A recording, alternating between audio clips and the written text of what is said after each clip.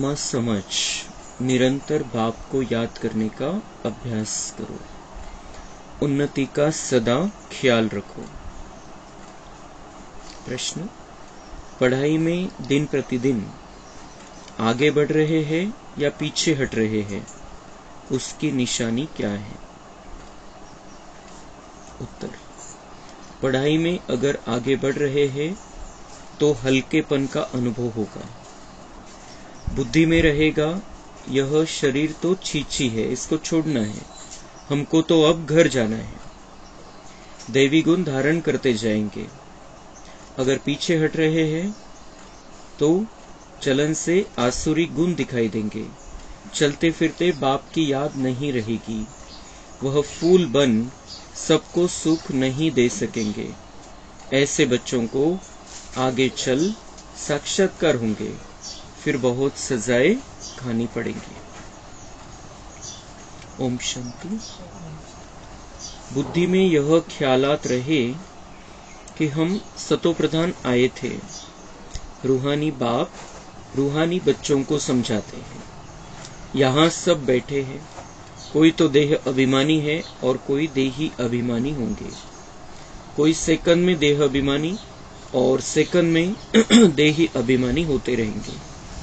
ऐसे तो कोई कह न सके कि हम सारा समय देही अभिमानी हो बैठे हैं। नहीं, बाप समझाते हैं कोई समय देही अभिमानी, कोई समय देह अभिमान में होंगे। अब बच्चे यह तो जानते हैं हम आत्मा इस शरीर को छोड़ जाएंगे अपने घर। बहुत खुशी से जाना है। सारा दिन चिंतन ही यह करते हैं हम शांति धाम में जाए, क्योंकि बाप ने रास्ता तो बताया है। और लोग कभी इस विचार से नहीं बैठते होंगे। यह शिक्षा किसको मिलती ही नहीं है, ख्याल भी नहीं होगा। तुम समझते हो यह दुख धाम है। अब बाप ने सुख धाम में जाने का रास्ता बताया है।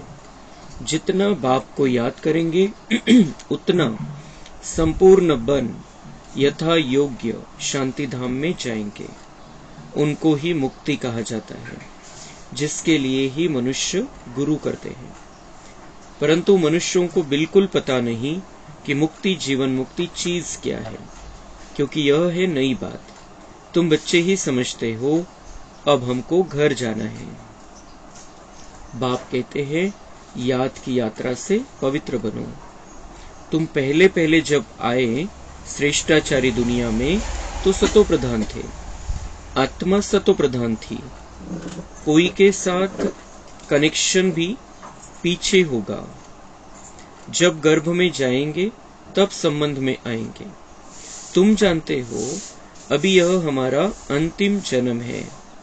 हमको वापिस घर जाना है। पवित्र बनने बिगर हम जा नहीं सकेंगे।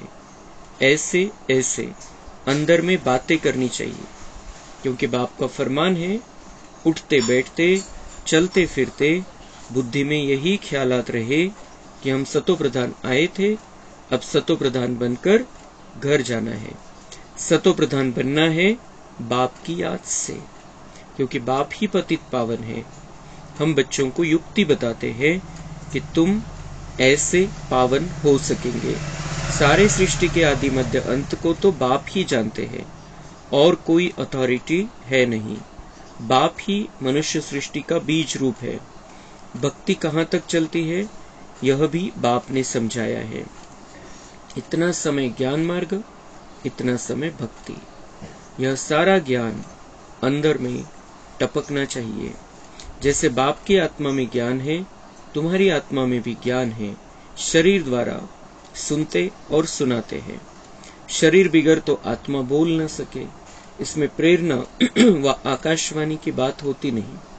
भगवानुवाच है तो जरूर मुख चाहिए, रथ चाहिए। गधे घोड़े का रथ तो नहीं चाहिए। तुम भी पहले समझते थे कलयुग अभी 40,000 वर्ष और चलना है। अज्ञान नींद में सोए पड़े थे, बाबा ने जगाया है। तुम भी अज्ञान में थे, अब ज्ञान मिला है।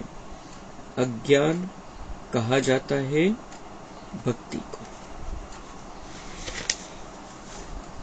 ज्ञान और अज्ञान. बाबा म्हणताय ज्ञान का सागर आकर ज्ञान देता है. ज्ञान म्हणजे काय? सत्यता सांगणं. खरं काय आहे, सगळं रहस्य काय या दुनियेचं, आदि मध्य अंत काय, प्रत्येकाचा पार्ट कोणतं कोणतं आहे, कोणते देवी देवता या दुनियेमध्ये आहेत, कशा प्रकारे स्वर्गाची रचना केली जाते, स्वर्ग कसा या धर्तीवरती येतो, हीच धरती कशी नर्क बनते, मग हे ज्ञान सांगणं, सत्य सांगणं हा ज्ञान मार्गाचा विषय. परमात्माच हे सांगू शकतो. बाबा म्हणताय भक्ती मान अज्ञान. कारण ज्ञान नसताना फक्त भावनेच्या आधाराने चाललेलं आहे. श्रद्धा आहे पण ती अंध है, कारण ज्ञानाचा प्रकाश नहीं है बुद्धि में. तो उस हिसाब से बाबा कह रहे हैं अज्ञान माना भक्ति. भक्ति में अज्ञान है. भक्ति में भले भावना है लेकिन ज्ञान नहीं है. ते बिल्कुल क्लिअर आपल्या बुद्धीमध्ये आहे की आपण ज्ञानामध्ये आलेलो आहे, म्हणजे प्रकाशामध्ये आलेलो आहे, म्हणजे सत्य समजलेलं आहे आपल्याला. आणि सत्य सांगणारा परमपिता परमात्मा आहे, जो ज्ञानाचा सागर आहे आणि ज्याच्याकडेच हे सगळं ज्ञान आहे. बाकी दुनियेमध्ये बाबांच्या शिवाय कोणाकडे हे सत्यता नहीं है, सत्य ज्ञान नहीं है. तो इस सत्यता के आधार से हम अपने आप को सतो प्रधान बनाते जा रहे हैं. ज्ञान समजलं, माहिती झाली की आपली ओरिजिनल स्थिती काय, तर त्या ओरिजिनल स्थितीपर्यंत पोहोचण्याचा आपण पुरुषार्थ करतो. तो बाबा म्हणता है कि अभी तुम्हें ये प्रैक्टिस करनी है कि देही अभिमानी बनकर रहो. देह अभिमान में रहते हैं, कंटिन्यूअस देही अभिमानी में कोई रहता नहीं, उस स्थिति नहीं रहती है. आत्मभान कंटिन्यूअस राहिल असं नहीं है. बाबा म्हणता है बीच बीच में देहभान आ जाता है. तो हमें ये प्रैक्टिस करनी है कि हम देही अभिमानी बनकर रहे, सदा आत्मिक स्थिति हमारी बनी रहे. म्हणजे त्याच्यासाठी प्रैक्टिस बाबांनी ही सांगितले, आत्मा आत्मा भाई भाई देखो. हर एक को, जिसको भी हम मिलते हैं, जिसके बारे में सोचते हैं, जिसके साथ फोन पर बातचीत करते हैं, पहले समझना है ये आत्मा बाबा का बच्चा है. माझा आणि त्याचा डायरेक्ट काही संबंध नाही. ही आत्मा बाबा का बच्चा आहे. मग ते नातं आणि त्या नात्याच्या हिशोबाने जो बंधन आहे ते सगळं समाप्त होऊन जाईल आणि फ्रीली आपण बातचीत करू शकू. आणि त्याला जे पाहिजे ते आपल्याकडून प्राप्त होईल, त्याला जे पाहिजे आपण त्याला देऊ शकू व्हायब्रेशनच्या रूपामध्ये. मग बाबा म्हणता है कि ये जो सुखधाम में जाने का रास्ता है ये किसी को भी पता नहीं है. शांति धाम में जाने का रास्ता किसी को भी पता नहीं है. अब तुम्हारी बुद्धि में ये क्लियर है कि अब हमें घर वापस जाना है, और घर है शांति धाम, परम धाम, ब्रह्मलोक. जो निराकार स्थिति में हम रहते हैं, ऊपर हमें पहुंचना है. सूक्ष्म लोक के भी ऊपर ब्रह्म महतत्व है, वहां पर वो हमारा घर है, वहां पर हमें जाना है. और जब हम जाएंगे यहां से तो हमारे सारे रिश्ते नाते सब कुछ खत्म हो जाएगा. जे काही होतं या जन्माचंच नाही, 5000 वर्षामध्ये ज्यांच्याशी आपण जे ज्या नात्यामध्ये राहिलेलो आहे ते सगळे संबंध समाप्त होऊन जातील कंप्लीट. शेवटच्या जन्मामध्ये काय, इथले संबंध तर आहेच, पण मागे ज्यांच्या नात्यामध्ये, ज्यांच्या संबंधामध्ये, ज्यांच्या कॉन्टॅक्टमध्ये आपण राहिलेलो आहे 63 जन्मापासून, त्याचा काही ना काही हिशोब या जन्मामध्ये शिल्लक आहे. तर तो सगळा इथं चुकतो होऊन जाणार आहे, इथला सगळा हिशोब चुकतो होऊन जाणार आहे. आणि जे दैवी संबंधामध्ये आपण होतो सतयुग आणि त्रेतायुगामध्ये, त्याचाही कुठला प्रभाव राहिलेलाच नव्हता. तसंही द्वापर नंतर तर सगळ्या प्रकारचे नाते, सगळ्या प्रकारचे संबंध जे आपण खाली आल्यानंतर जोडलेले होते, ज्या संबंधामध्ये आपण राहिलो, ते सगळं समाप्त करून, सगळं समाप्त होऊन निर्बंधन बनून, स्वतंत्र आत्मा बनून आपल्याला घरी परत जायचंय. मग बाबा म्हणते जब यहां पर नीचे आएंगे तब फिर किसी से कोई रिश्ता नहीं होगा.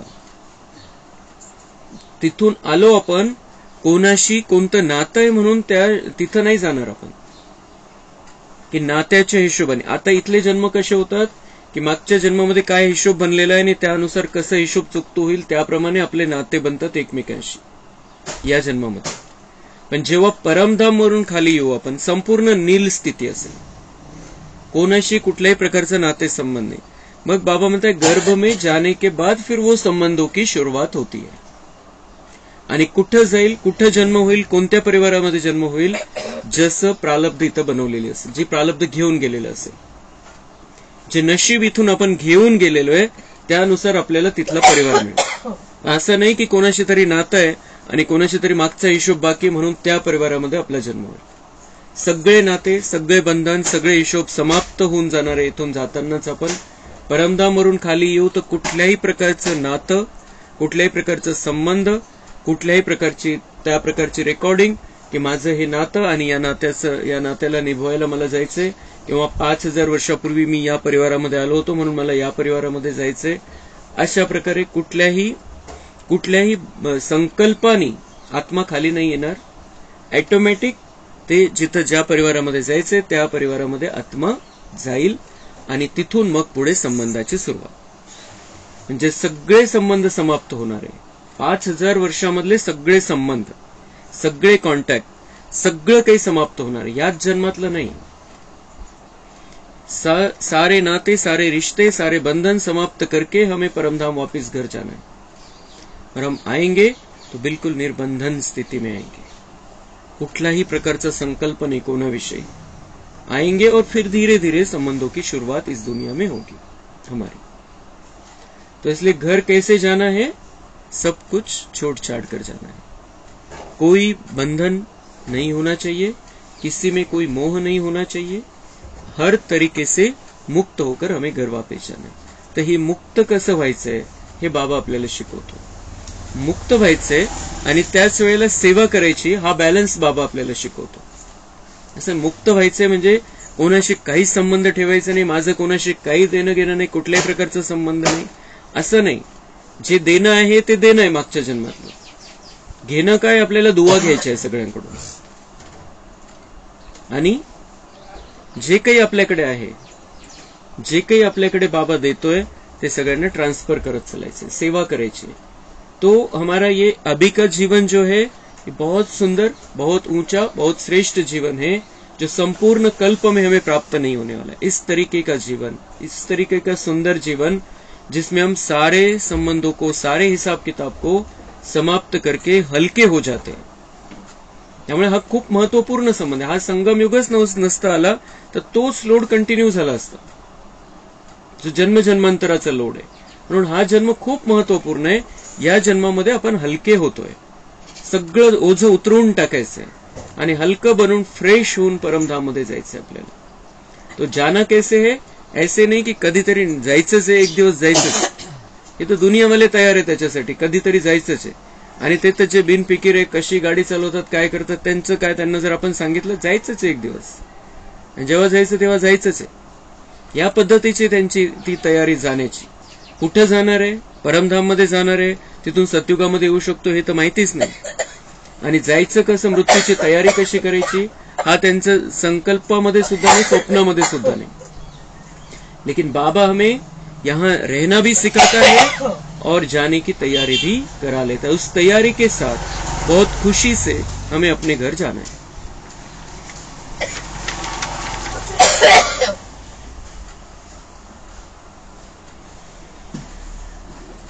अब तुम बच्चों को यह ख्याल करना है हम अपनी उन्नति कैसे करें, ऊंच पद कैसे पाए, अपने घर जाकर फिर नई राजधानी में आकर ऊंच मर्तबा पाए. मग जायचं तर आहे, पण आपली प्रगती कशी होईल, कसं आपल्याला मोठं पद प्राप्त होईल, या प्रकारचे विचार, या प्रकारचे संकल्प चालले पाहिजे आणि ती तयारी झाली पाहिजे. उसके लिए है याद की यात्रा. ऊंचा पद पाना है तो याद की यात्रा.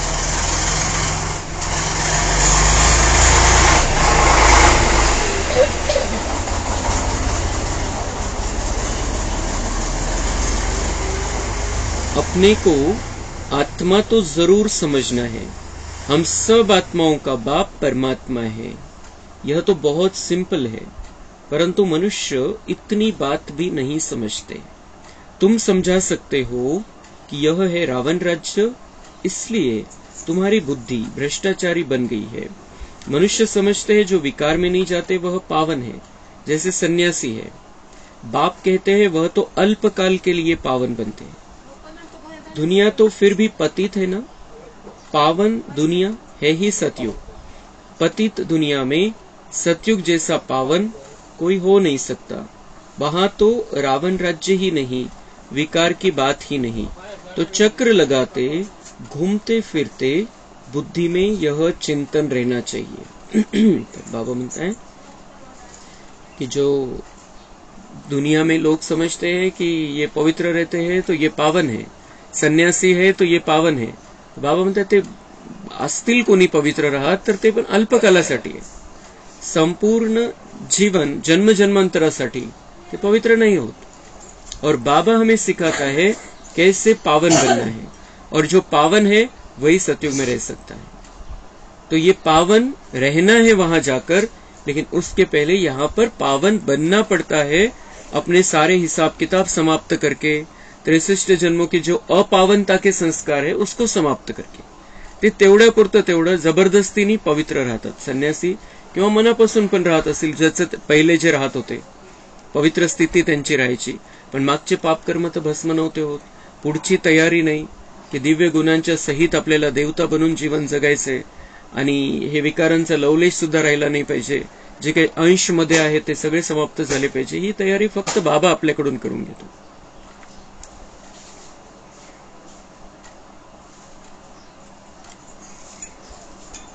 तो बाबा में यह ज्ञान है ना, ज्ञान सागर है तो जरूर ज्ञान टपकता होगा। तुम भी ज्ञान सागर से निकली हुई नदियां हो, वह तो एवर सागर ही है, तुम एवर सागर नहीं हो। तो सदा ज्ञानाचा सागर आहे, ज्ञान कंटिन्यूअस त्याच्यामध्ये आपल्यातलं ज्ञान आटून जातं नंतर। तुम बच्चे समझते हो हम तो सब भाई भाई है, तुम बच्चे पढ़ते हो। वास्तव में नदियों आदि की बात नहीं, नदी कहने से गंगा जमुना आदि कह देते हैं। ते नदी म्हटलं त्यांनी मग गंगा जमुनाला त्याचं ते टायटल देऊन टाकलं की ये या नदीचं किती महत्व आहे वगैरे वगैरे। तो नदी मतलब बाबा सागर है तो हम नदी आहे, हा ह्या हिशोबाने बाबांनी नदी सांगितलेलं आहे, आणि त्यांनी गंगा जमुना वगैरे त्याचं त्या भावनेने त्याला स्वीकारलं आणि त्याची पूजा करतात। मग वेगवेगळ्या गोष्टी त्याच्या मागे आल्या।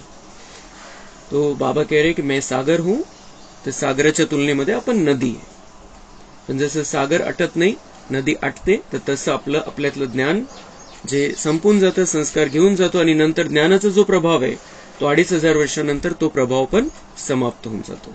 ही आतली गोष्ट आहे। ज्ञानाची नदी बनून आपल्याला व्हायचंय, म्हणजे जिथं जातोय तिथं आपल्याला सगळ्यांना शांती द्यायची, सुख द्यायचंय, ज्ञान द्यायचंय। तुम अभी बेहद में खड़े हो, हम सब आत्माएं एक बाप के बच्चे भाई भाई है। अभी हमें वापिस घर जाना है, जहां से आकर शरीर रूपी तख्त पर विराजमान होते हैं। बहुत छोटी आत्मा है, साक्षात्कार होने से समझ न सके। आत्मा आहोत आपण खूप छोटी आहे, आत्म्याचा साक्षात्कार जरी झाला तर इतकी सूक्ष्म आहे, काय समजणार त्याच्यामधून, कशी दिसणार, कसं बघणार, कसं जाणवणार, ते खूप छोटीशी सूक्ष्म आत्मा आहे।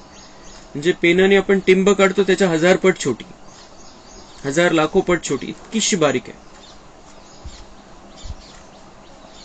आत्मा निकलती है तो कभी कहते हैं माथे से निकली, आंखों से, मुख से निकली।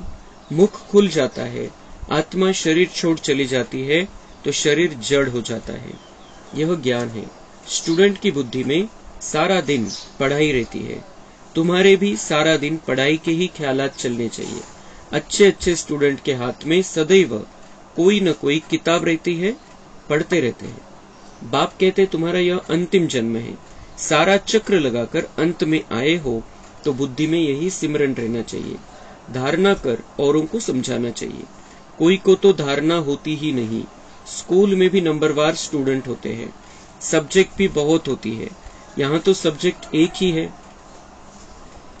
यहाँ तो सब्जेक्ट एक ही है। तसं आपले 4 विषय, ज्ञान, योग, धारणा आणि सेवा, 4 विषय, पण त्याच्यामध्ये मुख्य त्या सगळ्या 4ही विषयामध्ये पुढे जायचंय।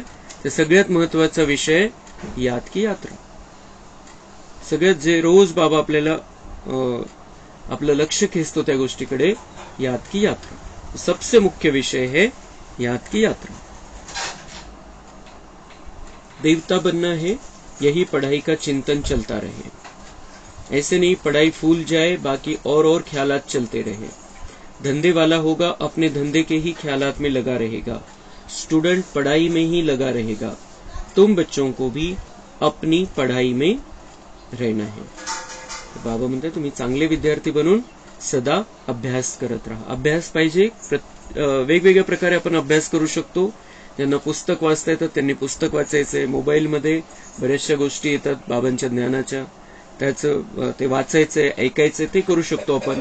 आणि आपलं आपलं चिंतन स्वतःच, मुरली व्यवस्थित ऐकायची, मुरलीचा अभ्यास करायचा आहे, मुरलीतले पॉइंट्स काही ना काही पॉइंट्स बुद्धीमध्ये ठेवायचे, त्याच्यावरती विचार सागर मंथन करायचे। तो बाबा म्हणताय अच्छे विद्यार्थी हो तो पढ़ाई का चिंतन सारा दिन चलता रहना चाहिए, क्योंकि पढ़ाई से ही राजाई मिलने वाली है। सारा मदार पढ़ाई पर है, पढ़ाई है सोर्स ऑफ इनकम, यह है सबसे ऊंची पढ़ाई, दी बेस्ट।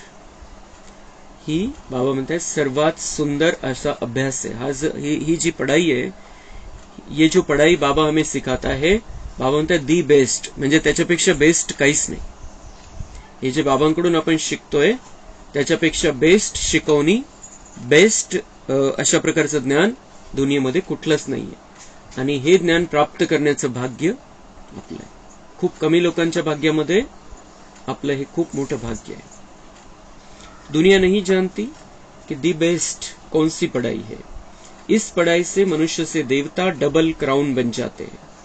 इतका मोठा अभ्यास, इतकी बेस्ट ज्ञान आपण प्राप्त करतोय की ज्याच्यामुळे डबल क्राउन म्हणजे डबल मुकुटधारी आपण बनणार आहे। एक तर पवित्रतेचा आणि एक राजाईचा मुकुट, स्वतःवरती पण राज्य करणार आहे आणि दुनियेची बादशाही पण हातात येईल।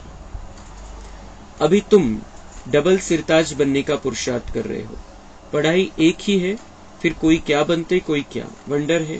एक ही पढ़ाई से राजधानी स्थापन हो जाती है। एकच अभ्यास आहे, असं नाही की जे नवीन या ज्ञान मार्गामध्ये आले, एकच महिना झालेला आहे, त्यांच्यासाठी ही मुरली नाही, त्यांच्यासाठी दुसरं काही त्यांनी ऐकायचं, ही मुरली नाही ऐकायची त्यांनी, असं नाहीये। जे कोणी ज्ञानामध्ये आले 7 दिवसानंतर, 7 दिवसाचा कोर्स झाला, कोणी 3 दिवसाचा शॉर्ट कोर्स केला, त्याच्यानंतर कोणीही रोजची मुरली ऐकू शकतं। तो ये जो पढ़ाई है सबके लिए एक ही है, और इसी पढ़ाई से कोई ऊंचा बनता है, कोई नीचा बनता है, कोई क्या बनता है, कोई क्या बनता है। इस एक ही पढ़ाई से राजधानी स्थापन हो जाती। जे राजधानीमध्ये सगळे पार्ट आहे तर ते ह्या अभ्यासाच्या द्वारे, म्हणजे आपल्या करण्यावरती शिकवतोय सगळ्यांना एकच बाबा।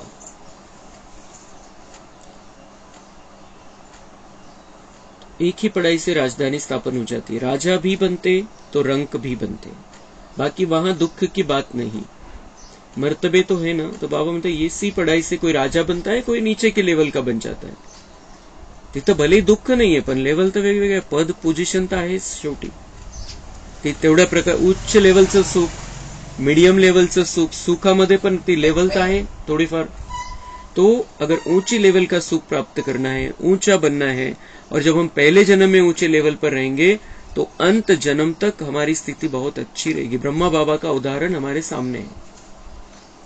पहले जन्म में श्री कृष्ण बना, नारायण बना, फिर 21वें त्या हिशोबाने सिक्वेन्सच्या हिशोबाने 21वा जन्म, तसा हा आपला जो 21 जन्मातला हा 21वा जन्म आहे। पण द्वापरच्या सुरुवातीचा त्यांचा जो जन्म आहे त्यावेळेला ते राजा विक्रमादित्य, त्यांच्यापेक्षा मोठा राजा कोणी नव्हता द्वापरच्या स्टार्टिंगला।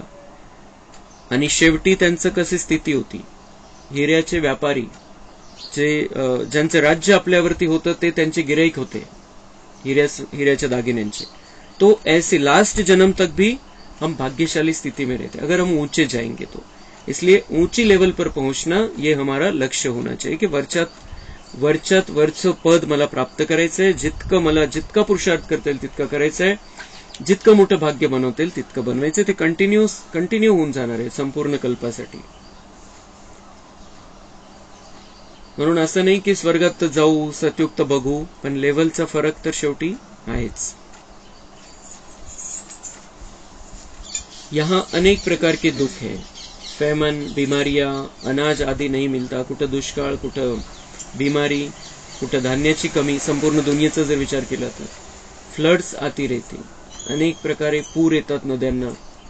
भल लखपति करोड़पति है, जन्म तो विकारों से ही होता है ना, धक्का खाया, मच्छर ने काटा, यह सब दुःख आहे ना. एक मच्छर काही कोणत्याही प्रकारचा रोग देऊ शकतो. तो यहाँ पर बाबा म्हणतात वो कोई ये नहीं देखता है की याच्याकडे खूप पैसा आहे, याला नाही चावायचं. मच्छर वो नहीं देखता है. मच्छर त्याच्याकडे कुठल्याही प्रकारचा भेदभाव नाहीये, त्याच्यासाठी ते मनुष्य शरीर आहे फक्त. तो ऐसे बाबा म्हणता है कि ये जो दुनिया है ये सभी के लिए नरक है, सभी के लिए नरक है. कोणत्या ना कोणत्या हिशोबाने त्याच्यासमोर दुःख आहे, तकलीफ है. नाम ही है रौरव नर्क. नर्क ने बाबा म्हणते नाम ही है रौरव नर्क, उन्होंने शास्त्र में नाम दिया है. तो ये रौरव नर्क कहीं नीचे नहीं है, यहां पर ही है. ये दुनिया ही वैसी बन गई है. तो ये है रौरव नर्क. तो भी कहते रहते फलाना स्वर्ग पधारा. अरे स्वर्ग तो आने वाला है, फिर कोई स्वर्ग गया कैसे? इसको भी समझाना तो बहुत सहज है. बाबा म्हणते वो कहते हैं कि स्वर्ग पधारा, स्वर्ग में चला गया, वैकुंठवासी झाले. तर बाबा म्हणतात त्यांना सांगा की स्वर्ग तर अजून यायचं आहे. ते स्वर्गात गेले कस काय? स्वर्ग तर यायचं आहे. ही दुनिया स्वर्ग होती पहिले, ती नरक झालेली आहे. आता पुन्हा स्वर्ग बनणार आहे. काही दिवसानंतर स्वर्ग येणार आहे. मग कोणी स्वर्गामध्ये जाण्याची ज्यांची तयारी होईल ते स्वर्गामध्ये जाऊ शकते. तो जाने से पहले स्वर्ग में रहने की तैयारी हमें करनी है. हम सतोप्रधान थे तो खुशी का पारावार नहीं था, अभी तमोप्रधान बने हैं. कितना सहज है. पॉइंट्स तो बाबा बहुत सुनाते रहते हैं. तो अच्छी रीति बैठ समझाना है. नहीं मानते हैं तो समझा जाता है यह हमारे कुल का नहीं है. और तुम्ही तुमचं काम करा, चांगल्या प्रकारे समजून सांगा, जसं बाबा आपल्याला समजून सांगतो त्या पद्धतीने. जर नाही कोणी समजून घेते, ज्याच्या बुद्धीमध्ये बसतच नाहीये, तो मग छोड़ दो. उसका नसीब होगा तो आएगा. तुम्ही तुमचे संकल्प बंद करून टाका. समझ जाओ की हमारे कुल का नाही. थोडं सुद्धा त्याला काही वाटत नाहीये, त्याच्यामध्ये थोडं सुद्धा काही इंटरेस्ट घ्यायला तयार नाहीये, किंचित सुद्धा. तो बाबा म्हणते समझ जाओ की हमारे कुल का नहीं है. मग फक्त शुभ भावना, फक्त शुभ भावना, इसकी बुद्धि का लॉक खुल जाए, ये शुभ भावना फक्त. पढ़ाई में दिन प्रतिदिन आगे बढ़ना है. आपलं काम काय? हमें आगे बढ़ना है. ये पढ़ाई हम कर रहे हैं, इसमें हमें आगे बढ़ना है. हे शिक्षण घेतोय बाबांकडून, त्याच्यामध्ये पुढे जायचंय, चांगला विद्यार्थी बनून चांगल्या प्रकारची कमाई करण्याची तयारी करायची. पीछे थोड़ी हटना है. दिन प्रतिदिन आगे बढ़ना है, पीछे थोड़ी हटना है. दैवी गुणों के बदले आसुरी गुण धारण करना, यह तो पीछे हटना हुआ ना. मागे हटतोय म्हणजे काय? मागे हटणं कशाला म्हणायचं कि हम दैवी गुण धारण करने, देवताओं जैसा बनना है, लेकिन उसके बदले जैसा कलयुगी मनुष्य करते हैं, जैसा उनका स्वभाव है, संस्कार है, वैसे ही हमारे. तो ये पीछे हटना है, पढ़ाई में पीछे हटना. बाप कहते हैं विकारों को छोड़ते रहो, दैवी गुण धारण करो. बहुत हल्का रहना है. यह शरीर छीछी है, इसको छोड़ना है. बहुत सुंदर शरीर हमें प्राप्त होने वाला है, इसको छोड़ना है, लेकिन उसके पहले बहुत हल्का बन जाना है, दैवी गुणों को धारण करना है. इसी शरीर में रहते हुए, भले कैसा भी शरीर है, इसी शरीर में रहते हुए हमें दिव्य गुणों की धारणा करनी है. हमको तो अब जाना है घर. बाप को याद नहीं करेंगे तो गुल गुल नहीं बनेंगे, बहुत सजाएं खानी पड़ेंगी. तो घर जाना है, तो बाबा की याद में अपने आप को दिव्य गुणों से सजाते चलना है और विकर्मों को दग्ध करते चलना है. नहीं तो बाबा म्हणते सजाएं बहुत खानी पड़ेंगी. टीचर को तो रहम आता है ना, यह नापास हो जाएंगे. बाबा म्हणते शिक्षक जो असतो, चांगला शिक्षक असतो, तो बघतो की विद्यार्थ्याचा अभ्यासाकडे लक्षच नाहीये, तर त्याला त्याच्यावरती दया येते. त्याला वाटतं की आता नापास होऊन जाईल.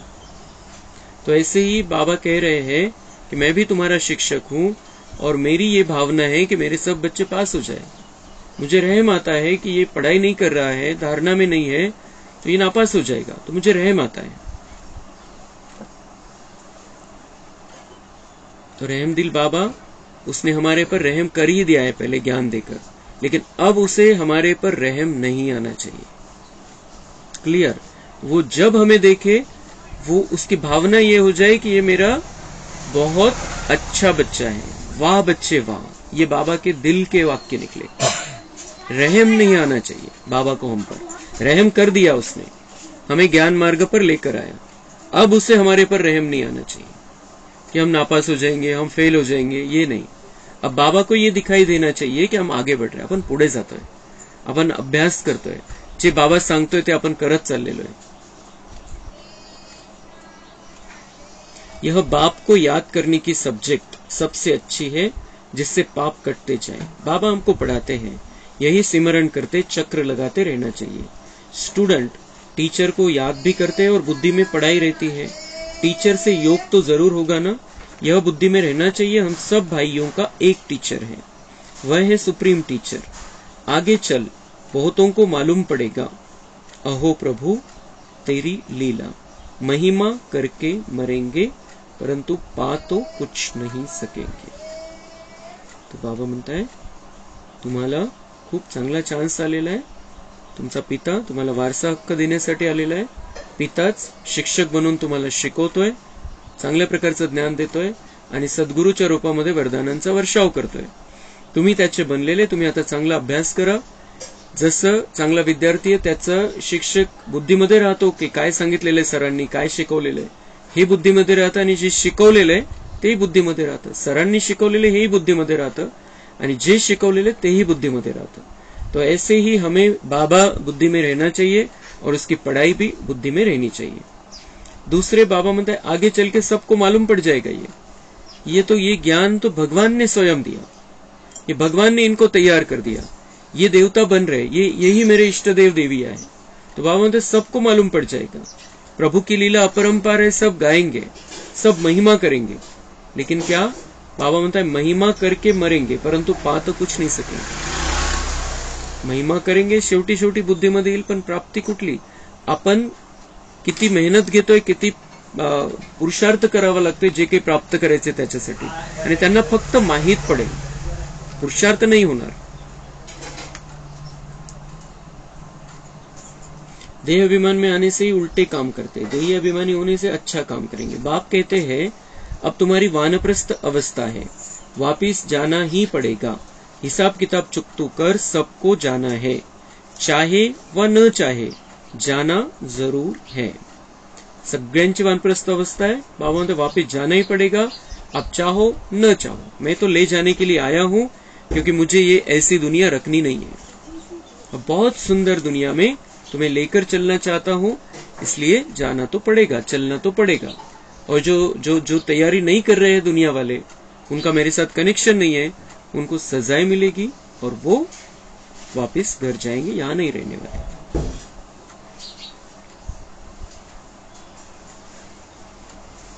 एक दिन ऐसा भी आएगा जो दुनिया बहुत खाली हो जाएगी, सिर्फ भारत ही रहेगा।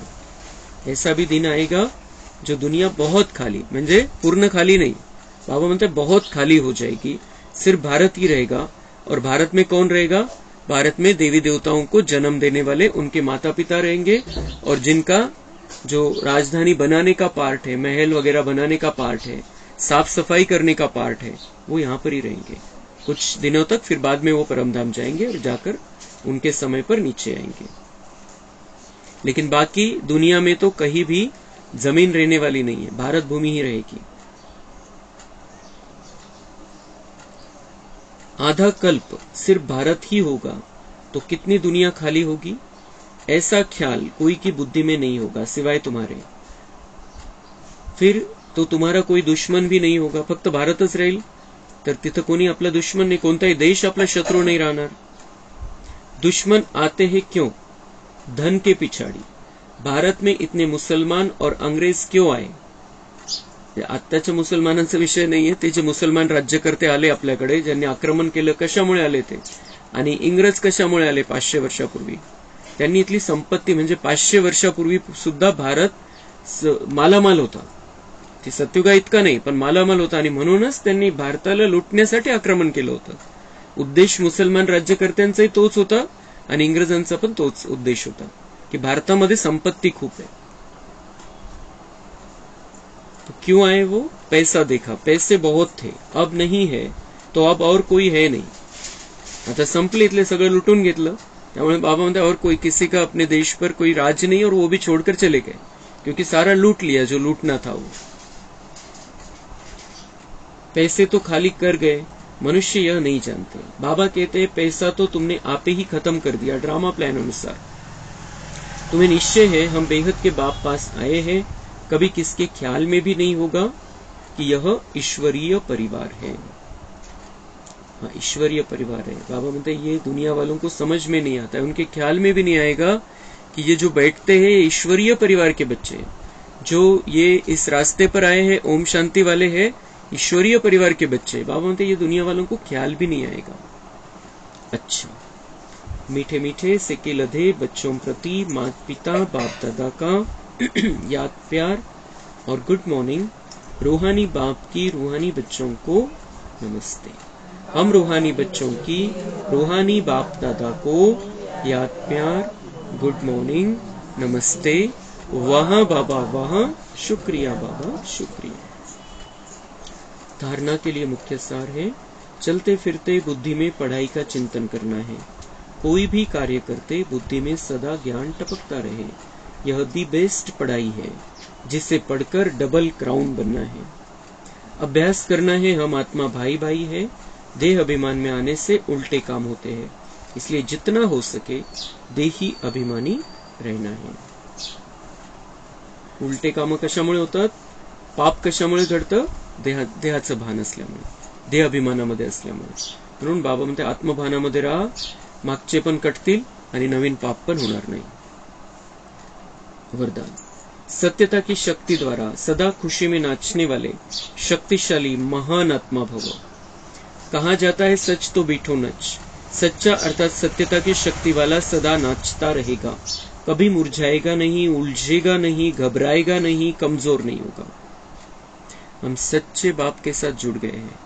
सत्यता ज्ञान हमारे पास है और हमारा भी सत्य हमें पता चल गया है कि हम कौन हैं।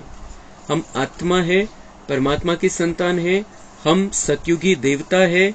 हम मंदिरों में पूजे जाने वाले पूज्य देवता है। हम ब्रह्मा मुख वंशावली ब्राह्मण है। हम ही फरिश्ते इस दुनिया को तारने वाले, और हम ही अब देवता बनने वाले हैं। पहले आत्मा बनकर परमधाम पहुंचना है बहुत सुंदर रीति से, और फिर देवता बनने। जब ये पक्का ये सत्य हमारा बुद्धि में चलता रहेगा, तर बाबा म्हणतात त्याचे काय काय फायदे? वो सदा नाचता रहेगा म्हणजे खुश राहील, सदा सदा खुश, कोणत्याही परिस्थितीमध्ये कभी मुरझाएगा नहीं, उदास निराश ही स्थिती बिल्कुल नहीं होणार। उलझेगा नहीं, कधीच कन्फ्युजन नहीं रहणार कि ये करूं वो करूं, तीस चिंतन दिवसभर, ये ऐसा करना चाहिए वैसा करना चाहिए, ऐसा हुआ तो क्या, वैसा नहीं हुआ तो क्या, या सगळ्या गोष्टी। उलझन नहीं रहेगी, बाबा बता देगा क्या करना है। संकल्प आ जाएगा कि ये जरूरी है, अभी यही करना है। उलझन समाप्त। जिस सत्यता की शक्ति के साथ में जो जीवन में रहेगा, सत्य ज्ञान के आधार से जीवन को चलाएगा, तो बाबा म्हणता है कभी मुरझाएगा नहीं, कभी उलझेगा नहीं, कभी घबराएगा नहीं कि अब क्या होगा, आता कसं करूं, ये नहीं होणार। कभी कमजोर नहीं होगा, शक्तिशाली स्थिति रहेगी सदा, क्योंकि सत्य सब पता चल गया है हमें, हमारे बारे में भी और इस ड्रामा का सत्य भी पता चल गया है। मग घाबरायचं कशाला आणि कमजोर का बरं व्हायचं? जो जब होना है, जिस तरीके से होना है, जैसा होना है, वही ड्रामा में होना है। बाहर का हमारे हाथ में कुछ भी नहीं है, हमारे हाथ में सिर्फ हमारे अंदर का है, कैसी स्थिति बनाकर रखनी है। वह खुशी में सदा नाचता रहेगा, शक्तिशाली होगा, उसमें सामना करने की शक्ति होगी। सत्यता कभी हिलती नहीं है, अचल होती है। सत्य की नाव डोलती है लेकिन डूबती नहीं। तो सत्यता की शक्ति को धारण करने वाली आत्मा ही महान है। और सत्य की शक्ति, आज बाबा ने कौन सा सत्य बताया? अब घर जाना है, अब घर जाना है। ये सबसे बड़ा सत्य है। हमें सब कुछ छोड़ छाड़ कर घर जाना है। सारे बंधनों को समाप्त करके, हल्का होकर, दिव्य गुणों को धारण करके घर जाना है। और ये अगर हम बुद्धि में रखेंगे तो हमारे अंदर बहुत ज्यादा शक्ति आ जाएगी। हम किसके साथ जुड़े हैं, किस परिवार में शामिल हो गए हैं, हमें कितना ऊंचा भाग्य बनाने का चांस है, ये सत्य अगर हमारी बुद्धि में टपकता रहेगा तो हमारी स्थिति सदा शक्तिशाली रहेगी। हमारे अंदर सामना करने की शक्ति होगी, हिम्मत रहेगी, हम मुरझाएंगे नहीं, हम उदास निराश नहीं होंगे, हम सदा बहुत अच्छी स्थिति में होंगे, अचल अडोल स्थिति में होंगे। स्लोगन है, व्यस्त मन बुद्धि को सेकंद में स्टॉप कर लेना ही सर्वश्रेष्ठ अभ्यास है. सगळ्यात श्रेष्ठ अभ्यास कोणता करायचा आहे? बाबा म्हणताय प्रॅक्टिस कोणती करायची आहे? व्यस्त मन बुद्धि को सेकंद में स्टॉप कर लेना. खूप विस्तार झालेला आहे, हे करायचं ते करायचं, असं आहे तसं आहे, याचं त्याचं बरेचसे विचार चालतात आणि त्याची साखळी तयार होऊन जाते. आपल्याला ज्या वेळेला जागृती येईल त्यावेळेला सेकंदामध्ये फुल स्टॉप करून टाकायचं. त्यावेळेला फुल स्टॉप करण्याची एक विधी आहे. जे काही मनामध्ये चाललेलं असं करायचं, आपण हाताने असं करायचं, हे पकडलं आपण मनातलं आणि बाबा, बस 1 सेकंदामध्ये आपण ही प्रॅक्टिस करायची, समाप्त करून टाकायची ती गोष्ट. बाबाकडे ती गोष्ट सोपवून टाकायची, प्रॅक्टिस करून बघायची आपण. खूप सोपी पद्धत आहे की जो कुछ भी थोडा विस्तार झाला, 2-4 आपले संकल्प चालले एखाद्या गोष्टीविषयी, म्हणजेच आपण विस्तारामध्ये गेलो. 10, 50, 100 नाही, 2-4 जरी एखाद्या गोष्टीविषयी संकल्प असे डिस्टर्ब होऊन चालले, तर त्यावेळेला लगेच ते काढायचे बाहेर स्थूलमध्ये आणि जसं बाबांना देऊन टाकतो आपण. बाबा घ्यायला बसलेलाच आहे, तो खूप चांगला कॅच घेतो, पकड़ून घेतो आपली गोष्ट. जो कुछ भी हम दे रहे हैं उसको वो कैच कर लेगा और उसके हाथ में जैसे ही जाएगी वो बात जल के समाप्त हो जाएगी या परिवर्तित हो जाएगी, या हमें कुछ वो टचिंग दे देगा. लेकिन बाबा को सौंपने के, और ये सबसे अच्छा अभ्यास है स्टॉप कर लेने का. 1 सेकंड में हम स्टॉप कर ले वो जो कुछ भी चल रहा है. स्टॉप ऐसे नहीं होगा बंद बंद म्हणून किंवा स्टॅच्यू म्हणून बंद नहीं होणार. हमें वो निकाल के बाहर बाबा को देना पड़ेगा. ऐसा सोचना पड़ेगा कि मैंने बाबा को सौंप दिया, अब बाबा देख लेगा, बस. अच्छा, ओम शांति.